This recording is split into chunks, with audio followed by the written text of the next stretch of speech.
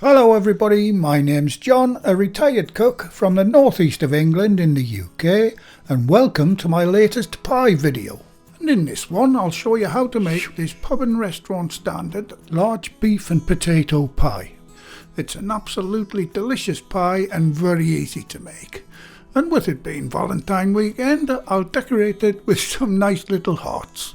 You can see the ingredients list and full written method for this recipe on the recipe page on the channel's website. And the link to that page and lots more is in the description box under the video.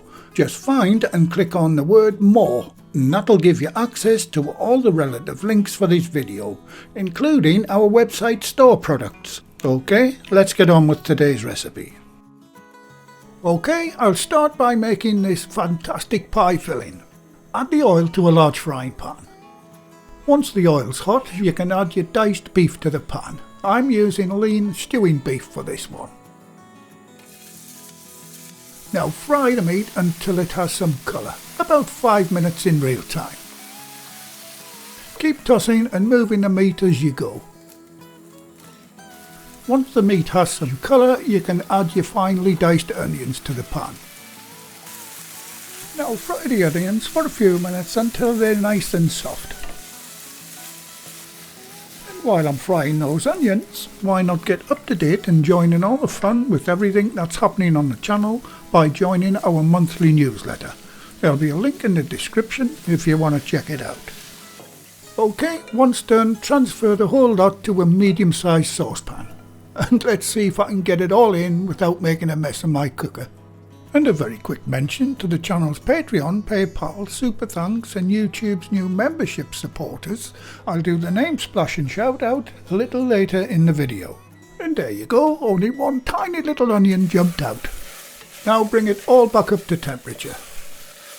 Now you can season the filling with salt and pepper.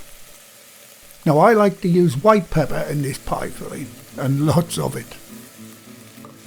Time to add the beef stock. And if you don't have any natural stock at hand, just a couple of beef stock cubes will do fine. Next to go in is a heaped teaspoon of tomato paste or puree. Any sort of beef stew and tomato paste always goes very well together. Next ingredient is a good splash of good old Worcestershire sauce. Not too much though, it can be a bit overpowering if you're a bit heavy-handed with it. And the next ingredient is optional, but I like to add a little red wine to this pie filling. It just gives that gravy an extra lift. And the last ingredient to go in at this point is a couple of bay leaves. Don't add your potatoes yet because they go in for the last 10 minutes.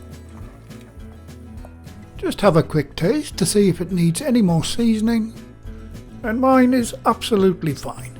Okay, once it's boiling, turn the heat down as low as possible and let that slowly simmer for 1 hour. Right, when there's only 10 minutes left, stop the timer and add your diced potatoes and mix them in well. And I've cut these to about 1 centimetre or just less than ½ inch cubes.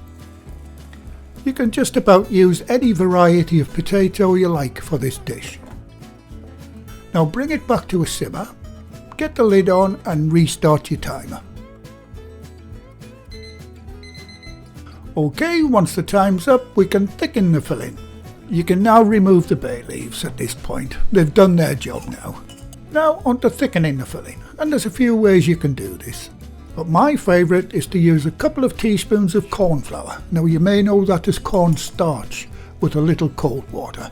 You can also use potato starch. Now mix it in a little at a time until you reach the required thickness. And that's it, your pie filling is done. Now you need to let it completely cool before you make the pie. I like to make this the day before. Or you can let the pan sit in a sink of cold water for about 30 minutes, then it should be cool enough to use in your pie. On to making the pastry. By far the best way to make short crust pastry is to use a food processor. It's very quick and easy, but more importantly, it keeps all the ingredients cold, which is essential when making short crust pastry. If you don't have a processor, you can mix the ingredients by hand, but do this as quickly as possible. Alternatively, you can also use store-bought pastry too, either block or ready rolled sheet. There's absolutely nothing wrong with it. Right, back to my pastry. First add the flour. Next to go in is the fats. In this case I'm using butter and lard. If you don't use or like lard, as it is a pork product, you can use a solid vegetable fat instead. Now you can add the salt. OK, pulse the machine for about 40 seconds. And if you are making this by hand, rub the ingredients together with your fingers. Keep going until you have a fine breadcrumb or sandy consistency. Like I said, about 40-45 seconds in the machine, and this will take a little longer if you're making it by hand.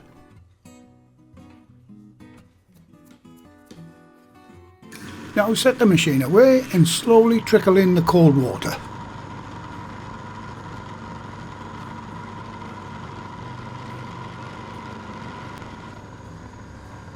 And if you are doing it by hand, just cut it together with a dinner knife.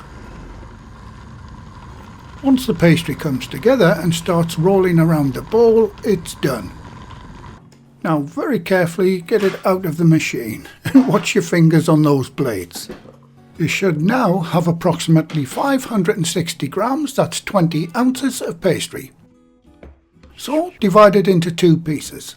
310 grams or 11 ounces for the base of the pie and 250 grams or 9 ounces for the lid of the pie. Now get them wrapped in cling film, and I use biodegradable, and into the fridge for at least 30 minutes before using them.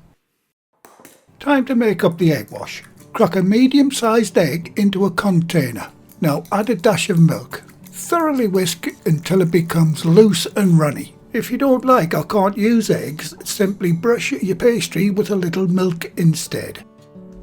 Right, for rolling the pastry out, I'll be using our very own adjustable stainless steel rolling pin with the 3mm or 1/8 spacer on. Now dust the bench with a little flour.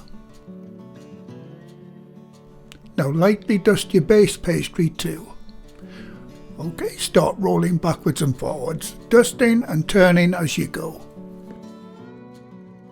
And once the spacer hits the bench, you have the perfect size for our pie tin. And this is the pie tin I'll be using for this recipe. And these are the tins we used in our work kitchens, and you get 8 good portions out of each one. And these are available in the shop if you're interested. And I'm just greasing this one with a little lard. Before going any further, preheat your oven to 170 degrees Celsius, that's 340 Fahrenheit, or gas mark 3.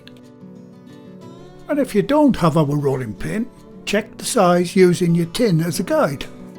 Now carefully roll the pastry onto your rolling pin. Clear away any flour so that you're working on a clean surface. OK, now simply unroll the pastry onto the tin. Now using your fingers like so, carefully tuck the pastry right down into the corners of the tin where the side meets the base. Cut yourself a piece of excess pastry off and use that to press the pastry down even further. Now this is a great tip for you girls and guys with long fashionable nails. Now grab a fork and prick a few holes in the bottom of the pastry like so. This is known as docking the pastry. It merely stops the pastry from bulging up when baking. Right, I'll very quickly go through rolling the top pastry out. And once again, use your tin as a guide. Now roll the top pastry onto your rolling pin. And for this one I'm going to cut out 8 shapes to decorate the top of the pie. And seeing as it's a Valentine weekend, it seems only right to use these cute little heart shapes. Once you have them cut, get them into the fridge. Right, on to filling the pie. Now get your now cold pie filling and start spooning it into the pie base. And as you can see, it's set even thicker now. That will loosen up some when the heat gets to it in the oven. Try to get as much air out of the filling as possible. And using a small spatula, level it off. OK, get your egg wash and brush all around the edge of the pastry. Carefully line up your top pastry and unroll it onto the pie. Gently press it down with the palm of your hands all the way around the edge. Now using your forefingers and thumbs, crimp the two pastries together. This just takes a little practice, it's not that hard to do. Okay, now you can cut off the excess pastry. Now remember, this tin has a loose bottom, so you can't hold it up like a one-piece tin. Give it another crimp around the edge to tidy it up.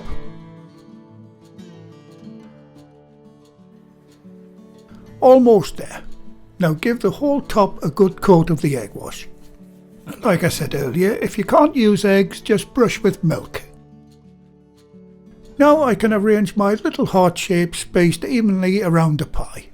These shapes have a practical side too. They strengthen the pastry and they make it much easier to portion the pie out equally when serving. Right, all that's left to do is to cut a few vent holes in the middle of the pie. And a final job, finish off the egg wash. And that's it, your gorgeous beef and potato pie is ready to bake. So get it into the preheated oven, which you should have set to 170 Celsius, that's 340 Fahrenheit or gas mark 3. Now set your timer for 50 minutes. And while that's baking, a quick mention that a limited number of our pie bundles and large pastry cutters are back in stock at the moment. I know a lot of you have been waiting for those coming in. Right, time's up on this wonderful pie, and the aroma is truly mouth-watering. And it looks incredibly appetizing too. An amazing golden brown colour, and those little heart shapes came out really well too. It's way too hot and delicate to do anything with at the moment, so it's always best to allow it to rest and settle down on the wire rack for 10 minutes or so. And when I come back, we'll see how we did in the all-important taste test. Okay, it's been resting for 10 minutes, and the first job is to get it out of the tin. And the best way is to simply use a bowl like this. Time to cut a slice of this gorgeous pie. It's still pretty hot, so I need to take my time. It's a lot easier to cut a pie when it's cooler. And here we go, the big reveal. And that looks really impressive. Chunks of tender beef, the potato is still whole, and it's all held together with that beautiful rich gravy. Okay, I'm not wasting any time, straight in with the fork. Right, and I hope the soggy bottom brigade heard that click as the fork went through the bottom pastry. And here I go for a bite. No ifs, buts or maybes, that is one absolutely delicious pie. A great recipe with nothing too difficult about it. Straightforward, home-baked comfort food at its very best, guys. Huge thumbs up once more for another great winter warmer. And as promised earlier in the video, here is the latest name splash and shout out list, including YouTube's brand new loyalty membership supporters. And they are Dan Calgero, Larry Eichenlaub, James Tubb, Ellie Metcalf, Jens K3250, Brian Kelly 7403 and David Smolik 603. Thanks very much, guys. I really do appreciate all that you do in supporting the channel. Well, thank you again for watching. Please like, share, comment and subscribe by hitting the circle above. If you do subscribe, activate the bell icon next to the subscribe button on my channel page. And by doing that, you'll be automatically notified every time I upload a new video. And in the meantime, here's a few of my other videos and playlists that you may want to watch. So until the next time, be safe in your kitchen and bye for now.